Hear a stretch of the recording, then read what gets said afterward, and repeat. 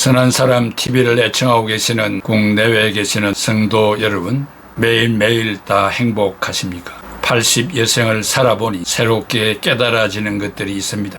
건강이 최고고 내 옆에 마음 편안한 사람이 있다는 사실이 축복이고, 순간순간 하루하루가 행복하다고 느끼는 것이 인류 역사에 있어서 최고라고 느껴집니다.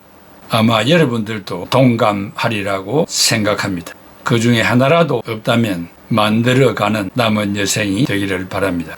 새 결심 5번째, 교만하지 아니하며. 고린도전서 13장 4절에 그렇게 말했습니다. 무엇인가를 자랑하는 것은 말로 하지만 교만은 보이지 않는 마음의 자세입니다. 미워하는 마음, 용서하지 않는 마음, 음란한 마음, 우상 숭배 자체입니다.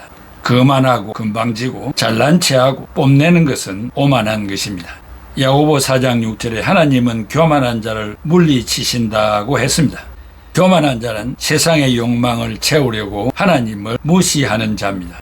이 교만은 헬란말로 휘시오, 자만, 거만하는 상태를 말합니다. 첫째, 신앙적인 측면에서 교만을 생각해 보겠습니다. 평신도가 교육자에게 성경으로 가르치려 하는 자, 사사건건 이성적이고 과학적인 지식을 가지고 성경을 말했는데도 그렇지 않습니다 하면서 항변하는 자입니다. 또한 신념, 이념, 주의가 신앙을 다스리는 자입니다. 성경을 펴 설명하여도 나의 신념으로는 믿을 수 없습니다 하고 신앙 위에 신념을 두고 신앙생활을 하는 자입니다. 예수님께서 제자들을 부르실 때 셀로 땅에 가입되어 있었던 시몬을 부르셨습니다. 팁으로 이 셀로 땅은 예수님 당시에 유대에는 열심당이 있었습니다. 이들은 로마의 식민 통치에서 해방시켜 유대인의 나라를 건설하는 것을 목표로 했습니다. 그들은 토라를 실천하는 삶에 열심히 있었습니다. 그리고 자신들의 나라에 대한 사랑이 열렬한 애국자들이었습니다. 예수님의 12제자 중에 열심당원, 즉 셀롯당원이 있었는데 그 사람이 시몬이라는 인물인데, 누가복음 6장 15절에는 셀롯이라는 시몬, 사도행전 1장 13절에는 셀롯인 시몬이라고 소개하였고, 마태복음 10장 4절, 마가복음 3장 18절 개역 개정판에는 가나나인 시몬, 시몬 드 젤라로 한글 개역판에는 가나안인 시몬이라고 하였습니다. 예수님의 제자이며 사도인 시몬을 가리켜 가나나인 시몬, 셀롯인 시몬이라고 소개한 것은 시몬이 반로마 제국 운동과 유대인 독립운동에 가담할 정도로 나라와 민족을 열렬히 사랑하였던 열심당원, 즉 셀롯 당원이었음을 나타냅니다. 그러한 셀롯 당원인 시몬이 예수님의 제자로 부르심을 받아 크리스찬이 된 이후에는 인생의 방향을 전환하여 복음을 전하라는 예수님의 가르침과 명령에 열심과 열정을 불태워 순종했던 사람이 되었습니다. 그는 공생의 3년 안에 인생의 방향을 전환하는 데 성공했습니다. 예수님의 가르침이 아니었으면 결단코 생의 방향을 바꾸지 않았을 것입니다. 성경에 기록되어 있지는 않지만 야사에 의하면 시몬은 소아시아, 북아프리카, 영국 등 여러 지역을 다니며 복음을 전하다가 순교했다는 이야기가 전해지고 있습니다. 예수님 당시 1세기 유대의 가장 절박하고 시급한 일은 유대인들을 로마 제국으로부터 해방시켜 독립국가로 만드는 것이었습니다. 유대인의 입장에서는 그것이 제1차적인 과업이었습니다.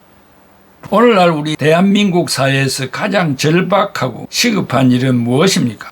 자유와 평등이 보장되고 사랑과 정의, 공정이 있고 민생, 복지가 실현되는 나라가 아닐까요? 대한민국 국민의 입장에서 충분히 옳은 이야기입니다. 이러한 견해에 대해서 잘못되었다가 아니라 더 중대하고 더 절박하고 더 시급한 일이 우리가 예수님의 가르침을 따라 순종하며 사는 일입니다. 그래야 예수님의 제자일 것입니다. 시몬은 예수님을 만나기 전까지는 자신이 속한 유대나라가 독립하는 것이 제1순위의 소원이었다면 예수님의 제자로 변화된 후로는 예수님께서 전파하라고 가르쳐 주신 하나님 나라를 전파하는 일에 모든 것을 바친 사람이 되었습니다. 한국교회도 보수 진보 인간의 역사관과 정치 이념을 초월하여 시몬처럼 사람의 영혼을 구원시키는 일보다 시급하고 중요한 일이 없음을 알고 열심을 다해야 할 것입니다. 국가란 하나님의 원대하신 계획하에 운행되고 있으며 언젠가는 지구의 종말이 찾아올 것입니다. 예수님께서도 로마의 정치권 아래 식민지 생활을 하셨지만 해방운동을 하시지 않았습니다. 그 이유는 차별이나 구별이 없는 로마인이나 유대인이나 영혼을 사랑했기 때문입니다. 교만은 매사에 자기 제일주의로 사는 자입니다. 자기를 우선시하고 자신의 유익을 먼저 구하며 자기의 몫을 챙긴 후에 형제를 돌아보는 자입니다. 이웃 사람들의 인정을 받지 못하는 자입니다. 일반적인 측면에서는 교만의 반대말은 겸손입니다. 형제를 존중하고 자기를 내세우지 않는 자입니다. 형제를 존중하지 않고 자기를 낮추는 것은 겸손이 아닙니다. 형제를 존중하면서도 자기를 드러내는 것은 겸손이 아닙니다.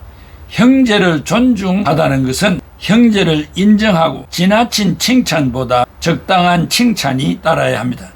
어떤 사람은 한 번도 형제를 칭찬하는 일이 없었다는 것입니다. 그것이 바로 교만이 아니겠습니까? 교만은 아담이 선악과를 먹음으로 눈이 밝아 하나님과 같이 되고자 했지만 그 교만이 기준을 넘고 말았고 아담이 하나님이 되어 선과 악을 판단하고 에덴의 주인이 되고자 했으나 추방당하고 말았습니다. 교만은 죄의 시작이며 죄의 뿌리이고 모든 덕을 일시에 잃게 됩니다. 사랑하는 애청자 여러분, 누가 교만하다고 얼굴에 글을 쓰고 다니는 사람이 있습니까? 조그만한 일에서부터 큰 일에 이르기까지 형제의 마음을 상쾌하거나 형제를 무시하거나 내가 제일이라는 내 신앙이 제일이다, 나만큼 기도하는 사람이 있느냐, 나만큼 성경을 잘 아는 자가 있느냐, 모든 것을 자기를 제1로 삼는 이 교만이야말로 무서운 죄가 되는 것입니다. 이것이 말씀드린 그대로 죄의 뿌리가 되고 죄의 시작이 되고 많은 사람에게 악영향을 끼치게 된다는 사실을 명심하셔야 하겠습니다.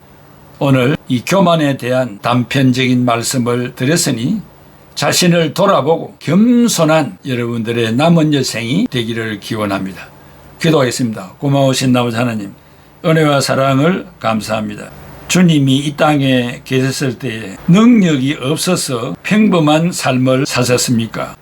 말 한마디면 천지가 개벽이 되는 창조자였습니다만 가지고 있는 그 능력을 사용하지 않고 사람들보다 더 겸손하며 제자들의 발을 씻겨주는 모범을 보이셨습니다. 너희들도 이와 같이 하라고 명령했습니다. 말씀 한마디 한마디가 형제를 격려하고 위로하고 치하하는 말씀을 하셨습니다.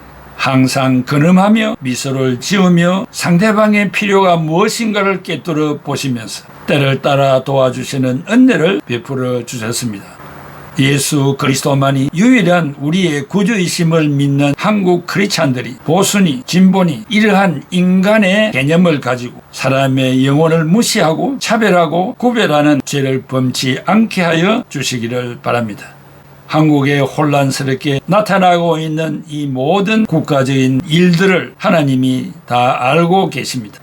아버지 하나님, 이보다 더 어려운 과거의 역사 속에서도 이 나라를 존재케 하신 하나님 아버지, 오늘의 이 역사도 하나님의 섭리와 뜻이 있을 줄로 믿사오니 아버지 기뻐하시는 뜻대로 이루어 주셔서 영광받아 주기를 바라오고 예수 그리스도의 이름으로 기도하옵나이다. 아멘. 걱정 무거운 짐 등에 지고 왔습니다. 나를 위해 귀하신 몸 나무 위에 달리셨네. 주여 십자가에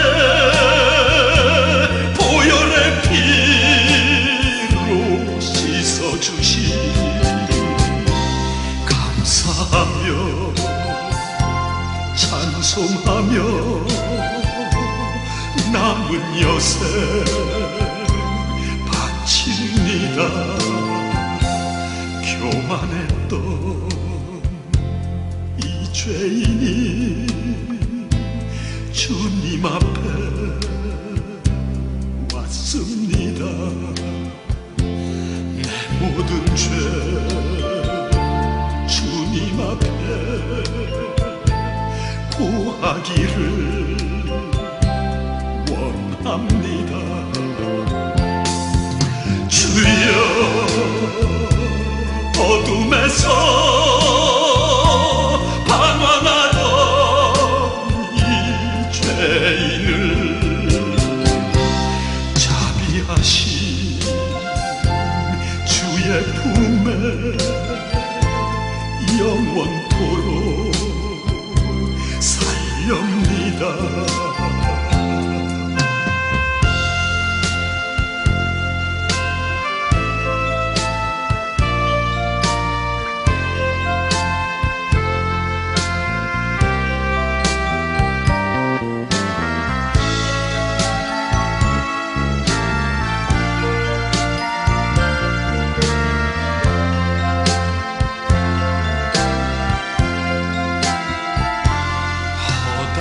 죄 저질렀던 이 죄인이 왔습니다. 내 아버지 두려워서 회개하기 원합니다. 주여 성령으로 내 마음 열어 주옵소서. 내 모든 죄 고함으로 새 생명을 받으소서. 마지막 때 오기 전에 회개하기 원합니다. 캄캄한 밤 오기 전에 주님 앞에 가오리다. 주여 오늘 이 밤 주님의 주시 감사해요. 감사해요. 영원토록